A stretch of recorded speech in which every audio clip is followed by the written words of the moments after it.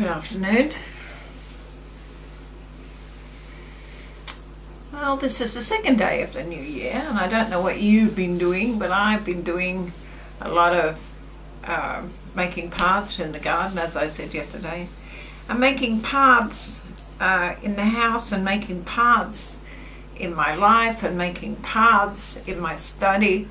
And so paths and openings and new beginnings seem to be where my life is heading at the moment, which is just wonderful.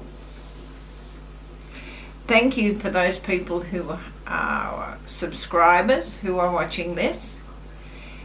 This is quite a difficult series to do on the tarot, because I am not a tarot reader who has a mass of books and learns them off by heart and then looks at the pictures and just does a reading and the next reading and the next reading and the next reading. Everybody who sits down in front of me gets quite a different reading, even if it's from the same card. And the card that we're looking at today is the High Priestess, which is card number 2 in my deck.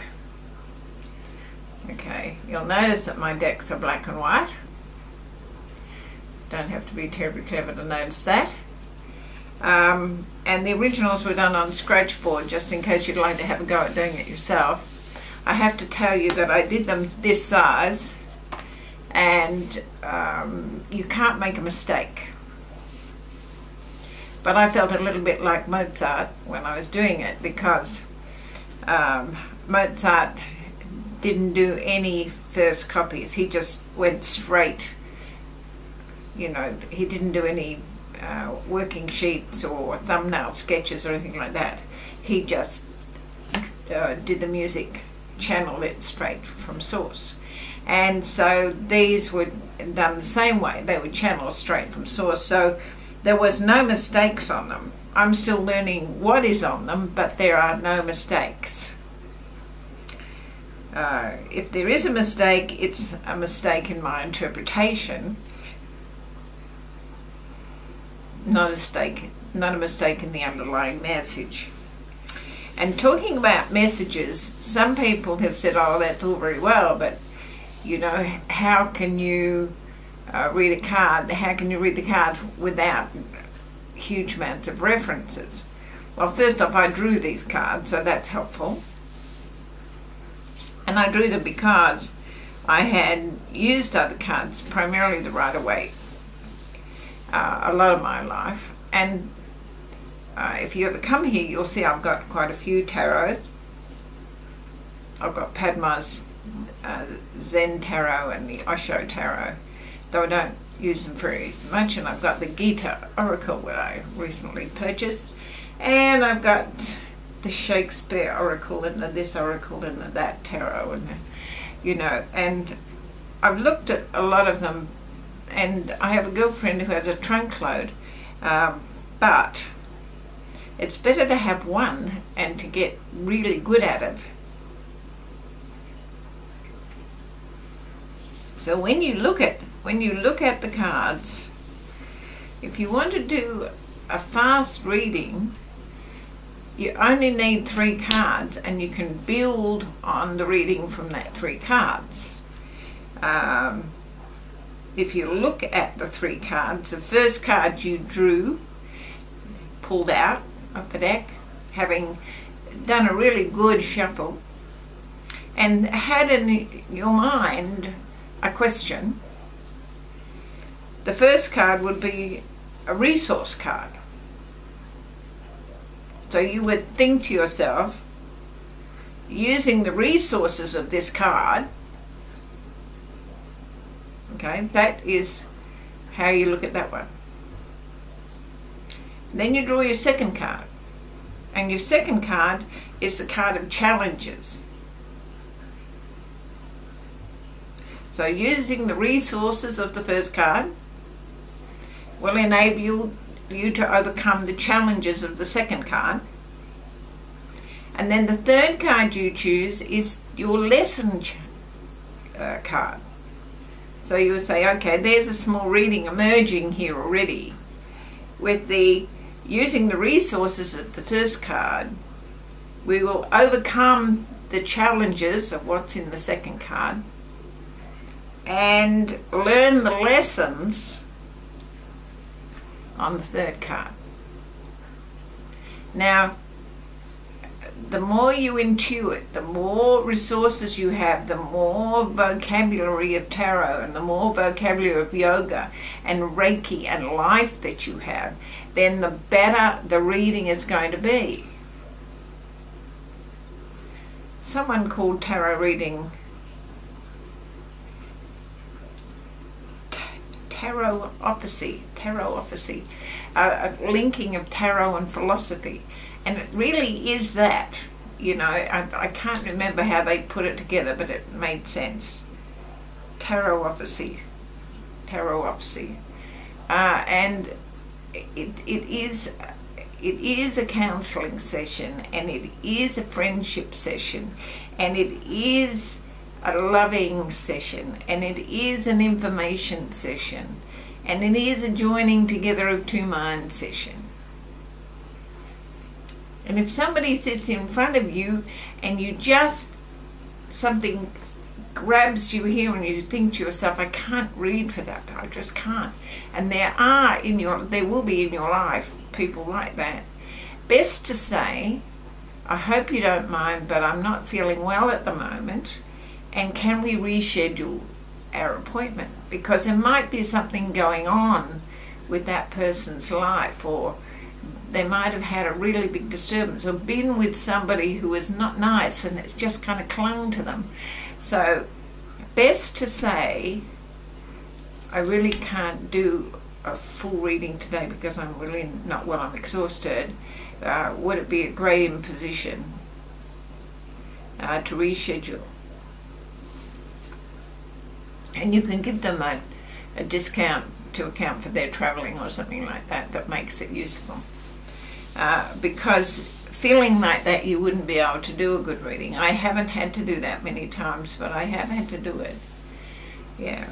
Particularly seeing that I work with people who have been addicted. So there's a lot of things about them that come forth at times that make a reading almost impossible. Anyway, we'll get down to... And in coming readings, I'll tell you how to do a nice, easy 9 spread. That was a 3. I always think a 3 spread is a good thing to start with. Right, the High Priestess. The High Priestess is like Ajna, the third eye. It's the bridge between the conscious and the subconscious or unconscious or higher self or whatever you want to call that. And when you meditate on the High Priestess, I've found that she inspires dreams and visions, and perhaps that's why she's referred to in some books as the divine inspiration. So the person who is sitting in front of you and asking for a reading and pulls that card out, the resources that they would have is of somebody who is spiritually and mentally and sometimes psychically gifted. Somebody who draws on past lives, even if they not aware of that, it's there. And this particular card, the High Priestess, she is the personification of the truly feminine. So in modern terms, this would be the card of somebody who's not afraid to indulge in a little bit of Botox or surgical enhancement, something to make them even more beautiful or more feminine or more attractive. So and that's not necessarily just for females either. Males might like to do that also. I'm always reminded of a class that I was taking in LA, and there was a guy in the front row. Of course, it was one of those beautiful people classes, everybody in lycra, everybody tanned except me, and all with sculpted faces and gorgeous cheekbones. And anyway, this guy in the front row, he was really going for it, and I noticed as the class progressed, his pecs started to look particularly lopsided. One would come down and down and down. And at the end of the class, he came up to speak to me, and I had to take him to the side and say, "Excuse me, hope you don't mind me saying this. I don't know whether you've noticed, but one of your pecs has slightly slipped." And obviously that's not an uncommon thing in classes where there's a lot of surgical enhancement. And he said, "Oh, well, don't worry about that. I'll just get it nipped and tucked and put back." So then I looked around the class in a much different way when I was teaching, thinking, "I wonder if that's real. I wonder if those are real. I wonder if her bottom's real." Anyway, that's a sign. So this high priestess is also known as Isis or Artemis, and she's kind of the gatekeeper to the great mysteries. And this is shown as life emerging in front of her. In my card here, there is the Christian cross, and then there is a very embryonic kind of figure, little thing here in a crescent moon, because the moon is the symbol of this lady. And there's leaves springing from that embryonic form, and more leaves coming here, and then there's the temple curtain behind her, and all the energy flowing through her and in her and around her. It's a very, very evocative card for me anyway. And she represents illumination, divine knowledge, inspiration, wisdom. If somebody draws this card, it's a time to collect their thoughts and become more aware of themselves and their inner feelings. You know, joining the conscious and the subconscious, a time to reflect, to sit down and see the big picture. This person would be good at seeing the big picture, but maybe they're not paying attention. From a negative point of view, if this card is reversed, then we get the kind of femme fatale person who doesn't care whose heart she breaks. Destroys friends and destroys lovers. And really has lots of little tricks and illusions. She can be very deceitful. Even if it's not entirely conscious, it might be just a response. It can also mean trouble in the sexual, physical aspects of your life. Troubles between you and your partner, between this person who's drawn the card and their partner. Because this person can be quite manipulative. They know their powers as a female, and they have all that, not wisdom, but all that knowledge sort of scooting around in them so that they can tap right in to what moves you. But you have to know that it comes from a person who has a very low self-esteem. So they're using all this to cover up. So when you see somebody like that, you know, there are big problems possible if it's a reverse card. So I suggest, this is just a suggestion, if you're liking this course, start a beautiful journal, Meditations on the Tarot journal. Make it lovely. Make it a spring binder because that's easy. You can slot stuff in. But make the cover gorgeous. And in that journal, write down things that occur to you. For instance, in your morning 3-minute meditation on your cards, what occurred to you? How did you feel? What images occurred to you about this card? What resources? What lessons? What challenges? So write it down. In the beginning, you'll find it difficult. But like a writer, someone who's a professional writer, they put the paper into the typewriter, or they used to, and then they bang away at it until something emerged, and then they'd be able to write. But they weren't able to write straight off. Now we've got computers, it's exactly the same. Turn the computer on, bing, bing, bing, bing, bing. You don't have to make sense for a little while. Don't demand it, don't be judgmental, just bang away at it. And then if you have those questions in your mind about this particular card, the answers will come. I was doing something like that on the computer, and one of my staff came up and they said to me, "Are you able to talk to anybody you want to?" And I said, "Well, I'm not sure about that, but usually yes."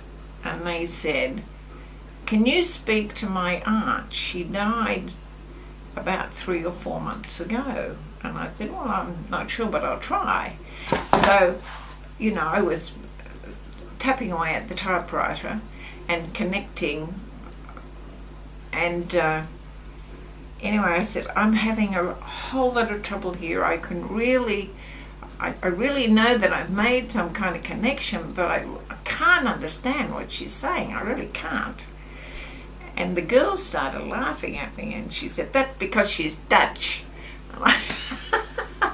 And so I said to the aunt, please communicate with me in English. I can't speak Dutch. I've been there, but I can't speak Dutch. So then it was easy. But yeah, communication, if you'll open up, you'll be able to communicate. And hopefully they'll not be speaking Dutch or Russian or anything you don't speak. I don't know why she began in Dutch with me, because no, I didn't get it. So all of these things will take time, and there's no such thing as failure. You're learning to work with new neural pathways. I'm putting all this into my new workbook that I'm going to have on the web. I thought that I'd got it finished, but then things started to change, and I started this video channel, and so now I have to relook at the whole project. But it will get done, and it will be there, and it will be a resource for you. Anyway, go away, get your journal organized. Namaste, and I'll meet you in the garden.